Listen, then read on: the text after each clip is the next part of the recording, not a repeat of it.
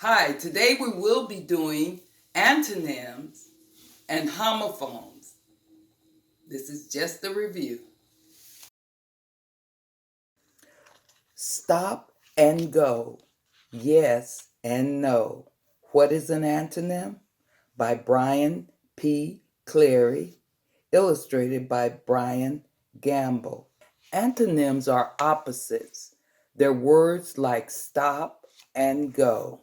See how different those words are? They're just like yes and no. Big and small are antonyms, and so are front and back. Fast and slow, and high and low, as well as white and black. Up and down are antonyms, just like excited and soothed.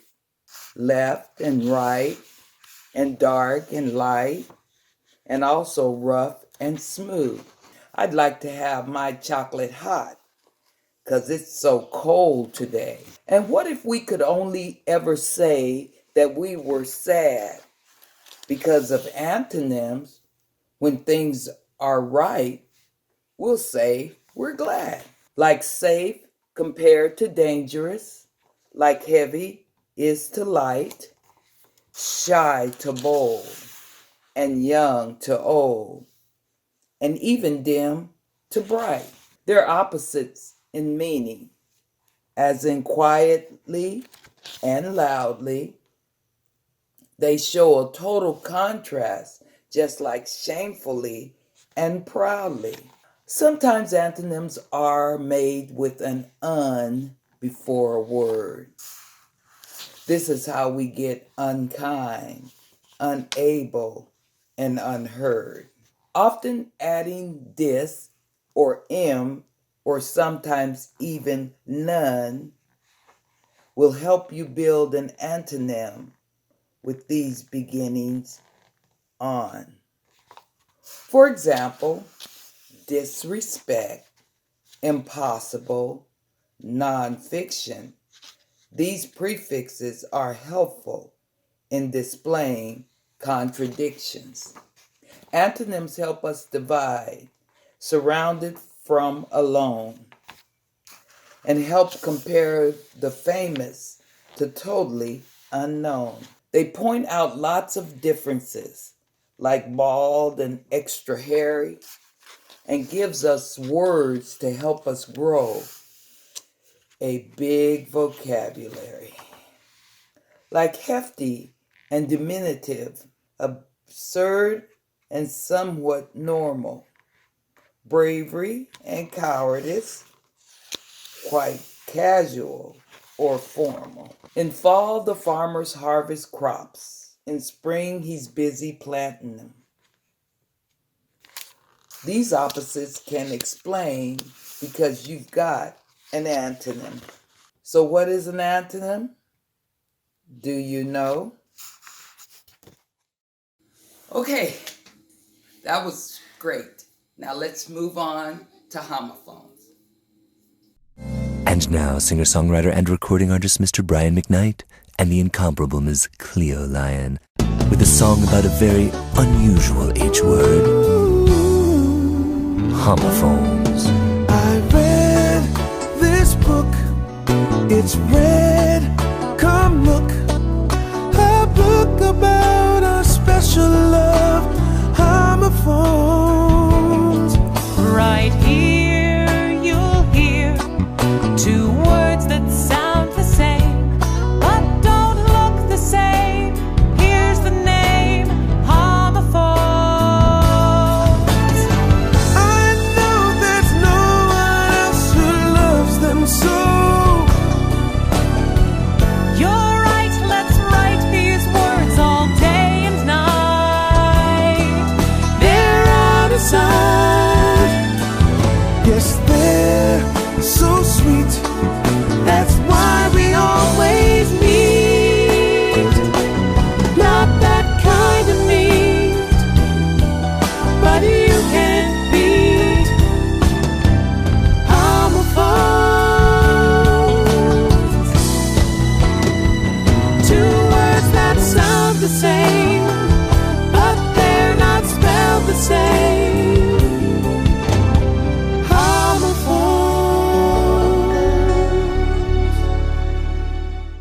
Now, some words sound identical, but are spelled in different ways. These words are known as homophones, like praise and praise and praise. Praise, Praise, Preys, and Prays.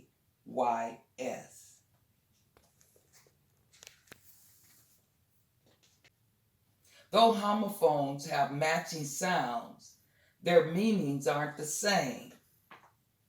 And there isn't any question they're as fun as any game. There, Their, there, There, there, They''Re.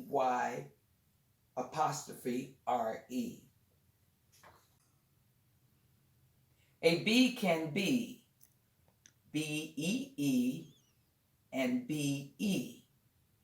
A flea can flee Flea, Flee. A burrow can burrow a hole Burrow, Burrow. A horse can get hoarse from talking, of course. Horse, Horse, horse, Hoarse. A ewe could take you on a stroll. Eweyouu.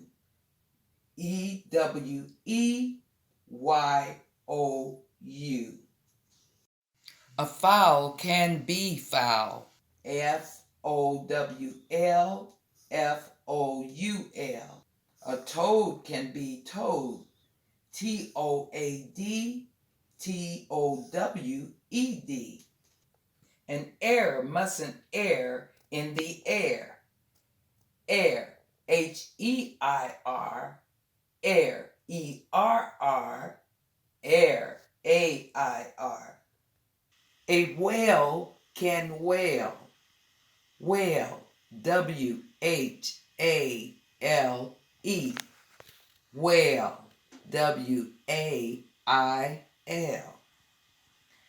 A male can mail. Mail, Male. Mail, Mail. A pear might just pear a big pear. Pear, Pair. Pear, Pare.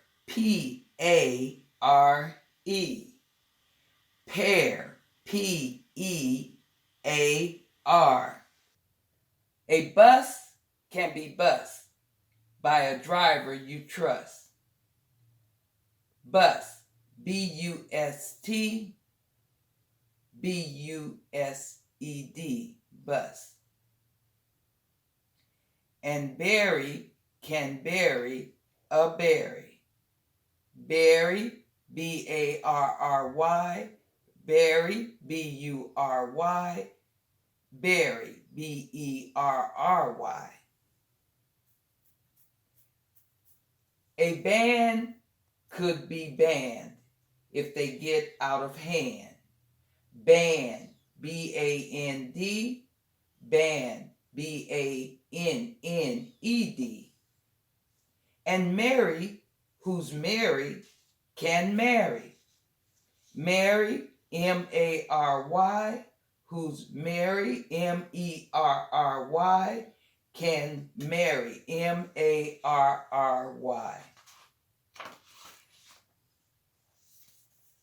But the sea cannot see, and it's clear as can be. Sea, Sea, Sea. That a ball will not ball when it's rolled. Ball, Ball, ball, Bawl. A moose has no use for a bottle of mousse. Moose, M-O-O-S-E, moose, M-O-U-S-S-E. And a creek doesn't creak when it's old. Creek, C-R-E-E-K, creek, C-R-E-A-K. But a bear should be bare, and it wouldn't be rare. Bear, B-E-A-R, bear, B-A-R-E. If would be kept in a shed, would, W-O-O-D, W-O-U-L-D. A Sioux might not sue. Sue, S-I-O-U-X. Sue, S-U-E. If he knew that the new that he bought wasn't new like you said. New, N-E-W, G-N-U, new, N-E-W, new. My niece could see grease, both in Greece and in Nice. Greece, G-R-E-A-S-E, Greece, G-R-E-E-C-E, Nice, N-I-E-C-E, Nice, N-I-C-E. A check could be writing a check. C-Z-E-C-H, C-H-E-C-K, check. A maid could be made to be very afraid. Maid, M-A-I-D, maid, M-A-D-E. When she heard a big herd on the deck, herd, H-E-A-R-D, herd, H-E-R-D. You could search the whole world while it spun and it whirled. World, W-O-R-L-D, W-H-I-R-L-E-D. In each end and beneath every stone. N-I-N, N-I-N-N. That's all. See you later. Good afternoon, everyone. My name is Mr. Waller. Welcome to Facebook Live and YouTube Live, sponsored by the Danville Church-based tutorial program. I will continue today working with angles. We covered acute angles, right angles, obtuse angles, and straight angles earlier this week. And we're going to close out our session today doing measurements of those angles. We probably won't cover too much on the straight angles because we know that's just a straight line, 180 degrees. But we will work with the other three, acute, right, and obtuse. So let's get started. Let's take a look at this video on how to use a protractor and how to measure angles.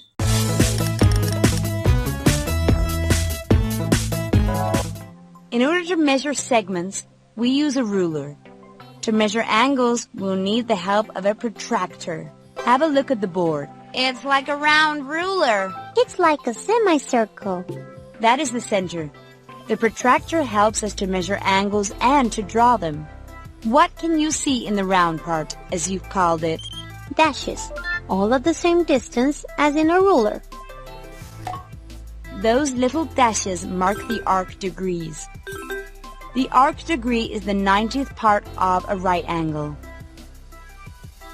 We call right angle to each part formed at the intersection of two perpendicular straight lines. Does that mean that we can divide the right angle into 90 equal parts? Now here we've got another problem. There is one new angle which is the sum of two right angles, and it's called straight angle. The angles smaller than a straight angle are called convex angles. What are those angles?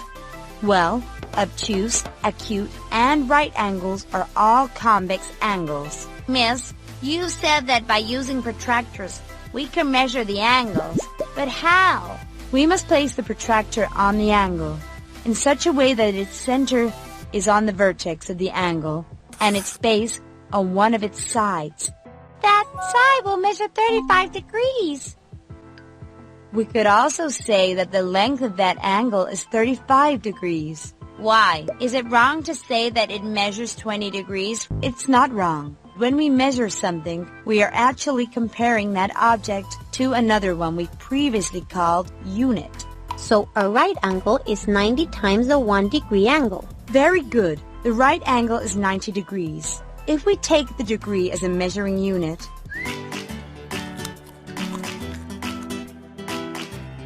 Lucy, could you check the clock in the kitchen and tell me the time, please? It's 90 degrees. What are you saying, Lucy?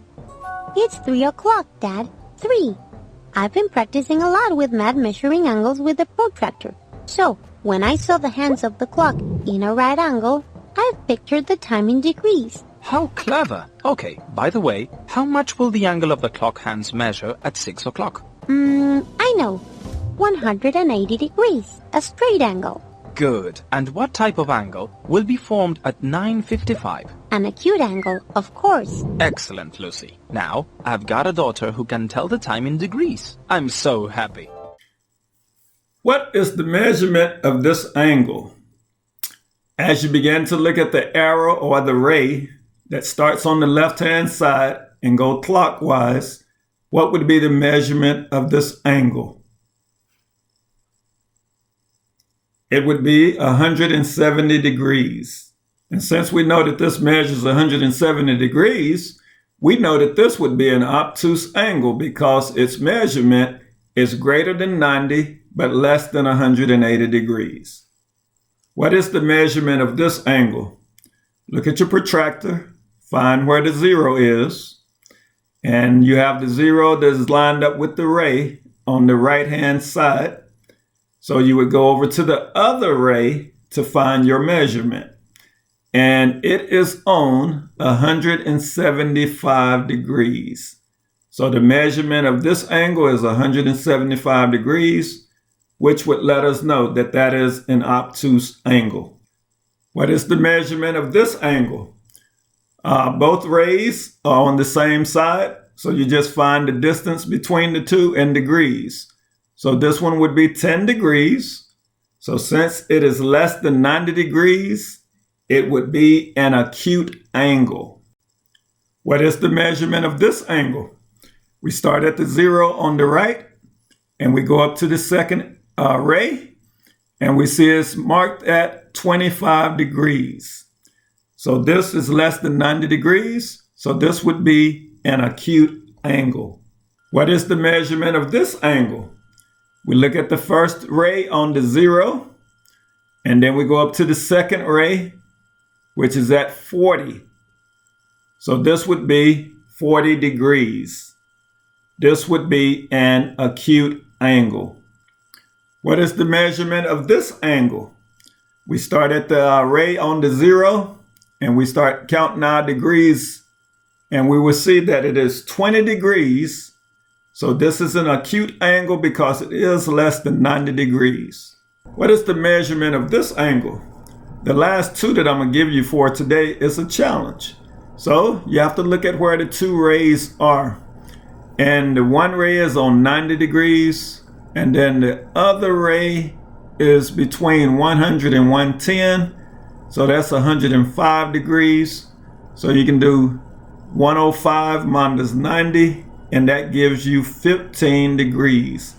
And it would be an acute angle because it is less than 90 degrees. What is the measurement of this angle?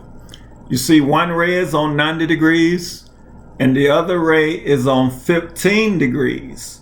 So if you do 90 minus 15, that would give you 75 degrees. And what type angle would it be?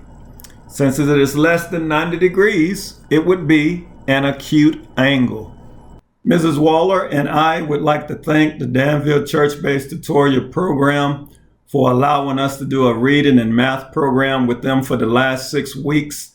It saddens us to have to end this process. We just want to thank all the students and parents that went to Facebook Live to watch the videos each week and to participate in the activities. And we hope that you were able to learn something or get something out of each video that we produced each week. And also we want to send out a big thank you to Mr. Kenny Lewis, the founder of the Danville Church-Based Tutorial Program, and also as program coordinator, Miss Lewis, also known as Miss Herbin, Miss Joyce Herbin. We want to thank her for all the great work she's done in assisting. And we just thank you all for tuning in each week for these reading and math lessons. And we're going to miss you, but we hope that you all stay safe and that you all will have a great, great, great summer.